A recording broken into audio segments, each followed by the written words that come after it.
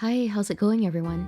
Today I'm going to show you how to make this cute buttercream hedgehog cake. Let's get started by applying a thick coating of buttercream and then smoothing it out. Using a bench scraper to get a nice even coating. I'll add a link to this template in the description and you can scale it however you'd like based on the size of your cake. Make a cone shape with some fondant and this will be part of the nose. Place the tan layer of fondant on top of the cone.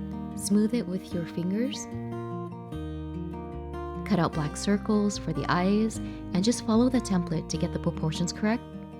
Placing white circles and pink circles for the blush cheeks. A bean-shaped nose and thin strip of black fondant for the smile. Check to see where you want to place the face. Place the face using water as glue.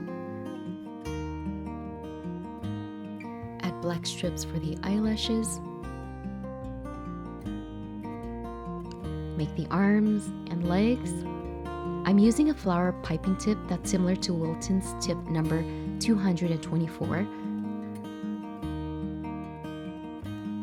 Randomly pipe the buttercream all over the cake, alternating between the tannish color and maroonish brown. My favorite part is piping the buttercream. There's something so relaxing about this step, and even though it looks time-consuming, it actually doesn't take that long to cover the cake.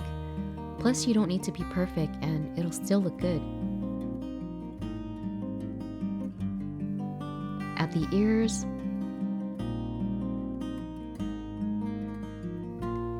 I'm using a flower silicone mode to make these colorful flowers.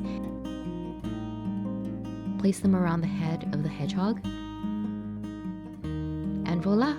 The cutest buttercream hedgehog cake that's perfect for a child's birthday. Let me know in the comments what you think, and happy baking!